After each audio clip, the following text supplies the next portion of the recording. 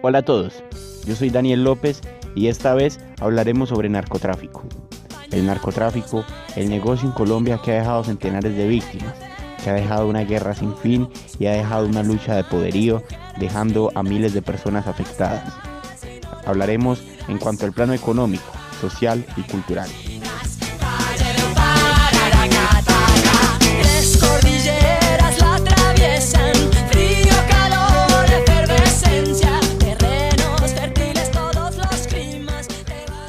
En Colombia, a finales de los años 70, se vuelve masiva la comercialización de drogas al interior y exterior del país.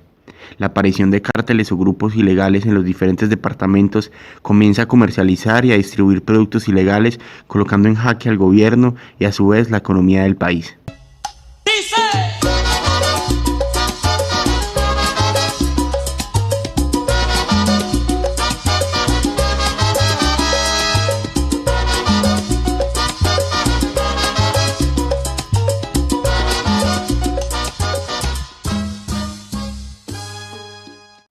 Principalmente, la comercialización de cocaína se habría convertido en el negocio más rentable de esa época. Autos lujosos, cazafincas, armas, dinero en cantidades, contrabando, excesivos lujos, sobornos, negocios ilegales, violencia, guerra, pistas de aterrizaje, rutas marítimas y aéreas caracterizaban la clase elitista de esa época. El gremio de ricos, adinerados y temidos capos de la mafia o llamados narcotraficantes. Pero no fue hasta el año 1984 que el ministro de Justicia, Rodrigo Lara Bonilla, denunció las actividades ilícitas del líder del cártel de Medellín, Pablo Escobar, quien dirigía un extenso territorio llamado Tranquilandia en el Caquetá, donde se dedicaban a la producción y comercialización de cocaína. Bueno, en Colombia es reconocido que las décadas de los 80 y los 90 fueron muy complejas por la guerra, no solo entre estas dos organizaciones, sino también de otras organizaciones que peleaban contra ellas. Entonces ellas peleaban, entre ellas mismas peleaban, pero también sostenían una guerra con el establecimiento, es decir, con escuadrones especializados del gobierno, ya sea policía, ejército. También tenían una lucha visceral en algunas zonas del país con otras organizaciones armadas como la guerrilla, como los paramilitares. Entonces esto fue un cruce de muchos conflictos, de muchas rencillas, de muchos intereses económicos que hicieron que en los 80 y 90 se viera una violencia muy extrema en el país. Tanto así que, por ejemplo, hoy ir a un concierto aquí en Pereira es normal. Cualquiera de los muchachos hoy van a un concierto tranquilos. O cualquier manifestación pública donde se reúnan miles, decenas de miles de personas. No hay tanto riesgo como se corría en el 80-90. En el 90 se generó una cultura de miedo a la reunión pública, porque podía suceder cualquier explosión. Aún así, Pereira y Armenia o Manizales, todo lo que es el eje cafetero, no haya sufrido tanto los bombazos, los atentados como sufrieron Cali, Medellín, pero entonces se generó una cultura del miedo. Yo creo que esa ha sido la principal, o fue la principal consecuencia de todo este conflicto. Fue una cultura del miedo. Y dos, podríamos hablar de una cultura que todavía lamentamos, que es la cultura traqueta, de tratar de conseguir las cosas por la vía fácil, que si usted, por ejemplo, se mete en ese tipo de negocio puede conseguir plata rápidamente, cosa que no sucede trabajando honestamente, pues es como el imaginario. Vale la pena aclarar que, por ejemplo, estas dos organizaciones eran muy diferentes. La de Cali era liderada en gran parte por personas que tenían cierto grado de estudio, que tenían una buena posición social, mientras que el de Medellín está liderado por personas del común, personas, como se dice popularmente, de a pie. Y si le metemos las del norte del valle, entonces metemos otro tipo de organización más retaliativa, a veces considerada más violenta por sus procedimientos de ejecución y otras cosas.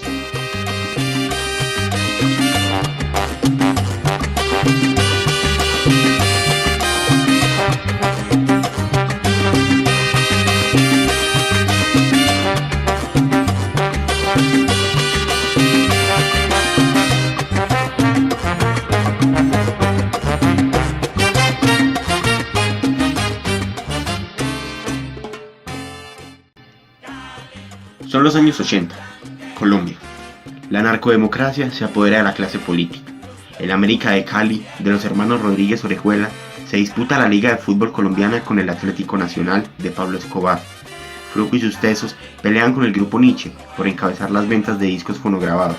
Una fuerte guerra de poder se presencia entre Antioquia y el Valle del Cauca, dejando graves consecuencias en el plano económico, político, financiero y social. La lucha a la cocaína deja un centenar de muertos en ambos departamentos. Y así, la clase política se acomodaba a los intereses de los capos de la droga, polarizando la información de los medios de comunicación para contar la otra cara de la realidad. Pues, parce, no, repercusiones en cuanto a lo económico, social y cultural. Yo creo que yo en estos días estaba haciendo como una reflexión y veo que hay un cambio quizás positivo. Esas dos ciudades ahorita son unas ciudades muy fuertes, en donde quizás pensándolo, aunque en los medios no lo cuenten, pues hay empresas que han crecido gracias al dinero del narcotráfico. Y eso hace que las ciudades crezcan, ¿sí pilla? Entonces puede que muchas empresas, mucho comercio, eso da trabajo también, y ahorita son unas ciudades, podríamos decir, de las más grandes de Colombia y son una de las ciudades principales. Oye, te hablo desde la prisión, Wilson Manyoma, Borbona. Desde ese momento se comenzó a especular de un grupo de personas quienes se aliaban con la clase política para defender intereses económicos en las regiones de Colombia, especialmente donde se pudiera sembrar, producir y transportar cocaína para su comercialización. Los puntos de distribución y comercialización de la cocaína eran en Estados Unidos, México y España. Al tener tanto éxito, el negocio ilícito alrededor del mundo se intensificó. Su comercialización y numerosas ventas llamó la atención de las autoridades internacionales y en especial las norteamericanas, como el FBI, la DEA y la CIA. En el mundo en que yo vivo, siempre hay cuatro esquinas, pero entre esquina y esquina, siempre habrá lo mismo.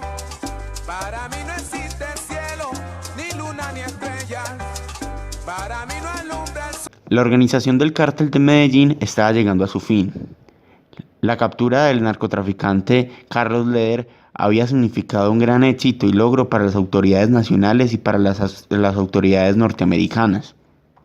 Por lo tanto, el asesinato de Gonzalo Rodríguez Gacha, otro narcotraficante al mando del Cártel de Medellín, alias El Mexicano, había sido asesinado en Santa Marta por las autoridades colombianas. Pero todo llegó a su fin y lo que acabó disolviendo el Cártel de Medellín fue el asesinato de su máximo líder por las autoridades colombianas, Pablo Emilio Escobar Gaviria, quien fue abatido en su residencia el 2 de diciembre de 1993, cuando una llamada telefónica fue interceptada. Tal vez, aquel 2 de diciembre de 1993 se había creído que el narcotráfico en Colombia había caído. La organización ilegal de narcotráfico más grande de Colombia había sido disuelta, pero no fue así. Ante la caída de la organización de narcotráfico más grande de Colombia, el Cártel de Medellín, el Cártel del Cali vio la tentativa de resurgir, volverse más grande, más poderoso y a su vez más terrorífico.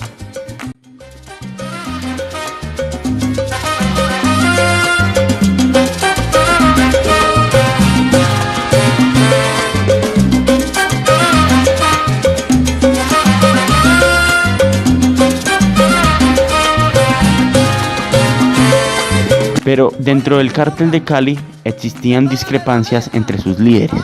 Esto llevó a que alias Jabón, líder de seguridad y jefe de seguridad de los líderes del Cártel de Cali, decidiera hacer su propio cártel, pero ubicado al norte del valle. Ahora no se trataba de un conflicto nacional, se trataba de un conflicto departamental. Si huele a caña, tabaco y brea, usted está en Cali. Ay, mire, El Cártel de Cali, liderado y financiado por Gilberto Rodríguez Orejuela junto a sus familiares, era el cártel más poderoso que tenía Colombia para ese momento, mientras que en el Cártel del Norte del Valle era financiado y liderado por alias Jabón.